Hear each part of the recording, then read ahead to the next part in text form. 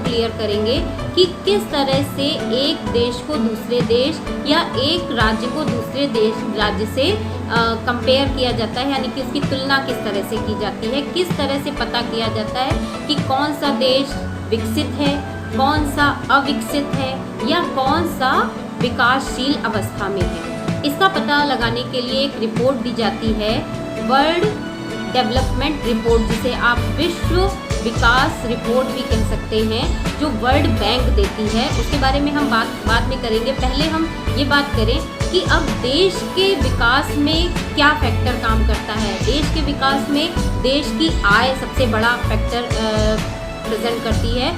तो आय क्या कोई देश कमाने जाता है, उसकी आय कैसे होगी? या हम कहेंगे कि देखो भारत कमाने जा रहा है, पाकिस्तान कमाने जा रहा है या अमेरिका कमाने जा रहा है, कोई देश कमाने नहीं जाता है।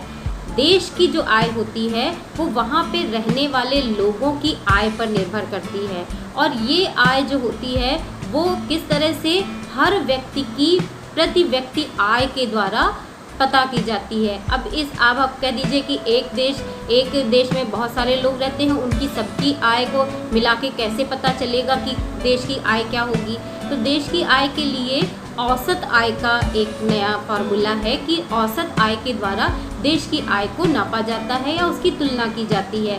औसत आय क्या होती है? औसत आय के आप परिभाषा जानिए कि औसत आय का मतलब होता है कि कुल आय को अगर हम वहाँ की उस देश की कुल जनसंख्या से भाग करते हैं तो हमें जो मिलता है उसे औसत आय कहते हैं। ठीक है, तो कुल आय कैसे पता चली? जैसे मान लीजिए कि एक देश है, उस देश में 5 लोग रहते हैं और पाँचों लोग 100 रुपये कमा रहे हैं, तो वो 5 लोगों के 100 रुपये यानी कि 500, कुल आय क्या हुई? 500 हो गई। और कुल व्यक्ति कितने हैं, कुल पॉपुलेशन कितनी है?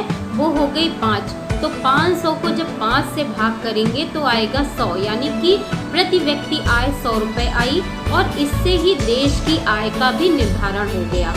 तो अब हम ये कह सकते हैं कि क्या केवल आय के आधार पर देश की तुलना करना सही होगा? अन्य बातों को ध्यान देना ज़रूरी नहीं है, अन्य बातों को भी ध्यान देना ज़रूरी है।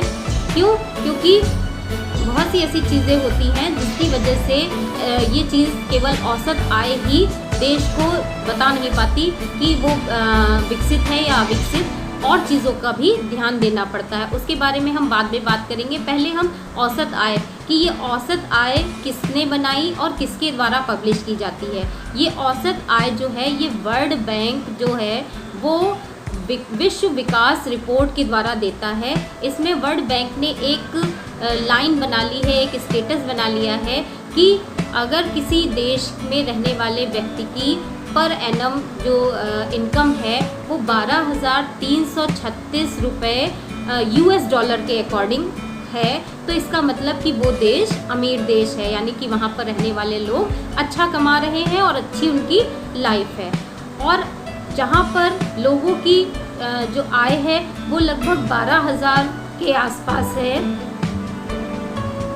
सॉरी, लो इनकम यानी कि कम आय वाले में आएंगे US डॉलर के अकॉर्डिंग 1,005 रुपये से कम US डॉलर अगर कोई कमा रहा है तो इसका मतलब कि उसका जो देश है वो लो इनकम वाले कम आय वाले देशों में आता है, यानी कि वो गरीबी की रेखा के नीचे माने जाते हैं। वहाँ के लोगों का जो लाइफ होती है वो अच्छी नहीं मानी जाती है। तो इस तरह से वर्ल्ड बैंक एक उसने स्टेटस बना दिया है कि कोई अमीर कंट्री है तो वो कितने कमाएगी, वहाँ के व्यक्ति कितना कमाएंगे, 12,336 रुपये, और जहाँ पर कोई कंट्री 1,005 रुपये ही पर एनम कमा रही है तो इसका मतलब कि वो कंट्री उसकी वहाँ की आय अच्छी नहीं है।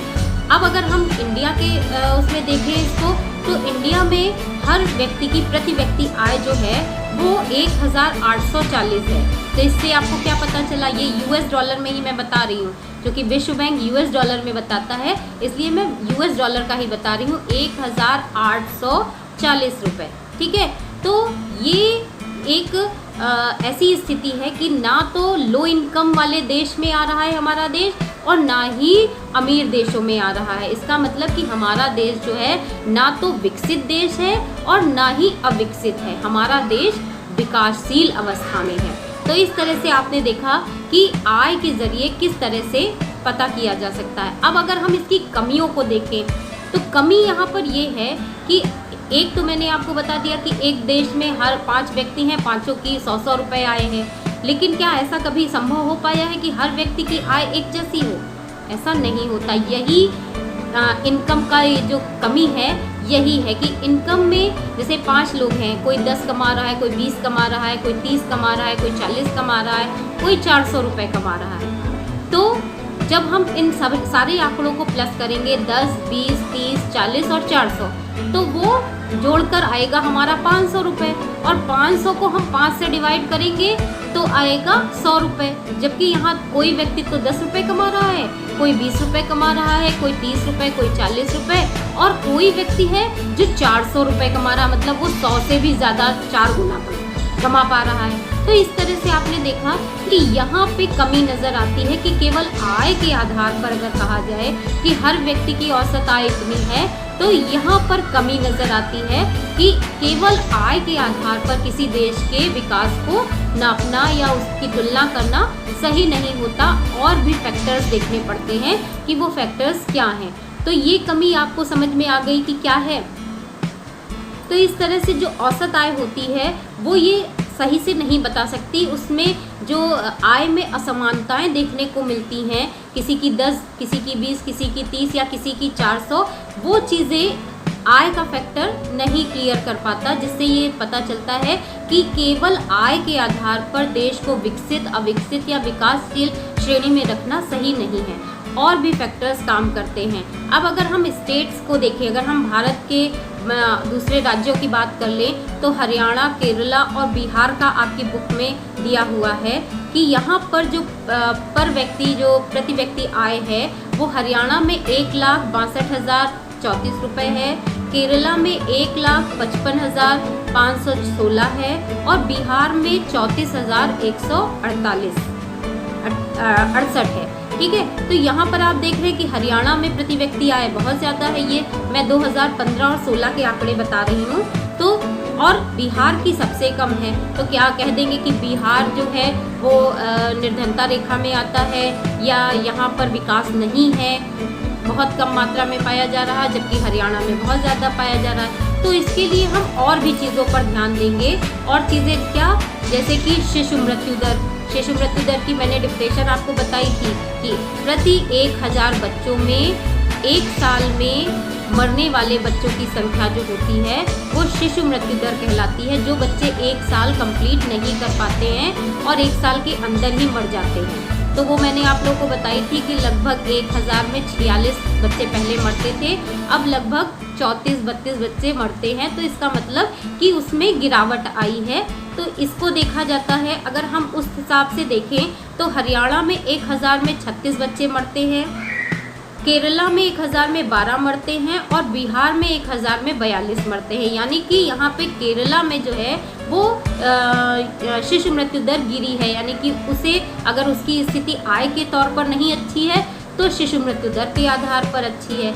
दूसरा, अगर हम देखें कि शिक्षित राष्ट्र में के उस पर, तो शिक्षित राष्ट्र में जो हरियाणा है वहाँ पर 82% लोग शिक्षित पाए जाते हैं, केरला में 94% लोग पाए जाते हैं और बिहार में 62% लोग शिक्षित पाए जाते हैं। तो यहाँ पर भी केरला की स्थिति ज़्यादा अच्छी है क्योंकि वहाँ सबसे ज़्यादा 94% लोग शिक्षित पाए जाते हैं। उसके अलावा नेट अटेंडेंस होता है, यानी कि पूर्ण उत्तीर्ण या पूर्ण जो उपस्थिति होती है, उपस्थिति को इसलिए जांचा जाता है कि जो आपकी अटेंडेंस लगती है स्कूल में उसके अकॉर्डिंग ये पता किया जाता है कि कितने बच्चे स्कूल में आ रहे हैं विद्यालय में और कितने नहीं आ रहे हैं या कितने ज़्यादा से ज़्यादा आते हैं, उसे कहते हैं पूर्ण उपस्थिति दर।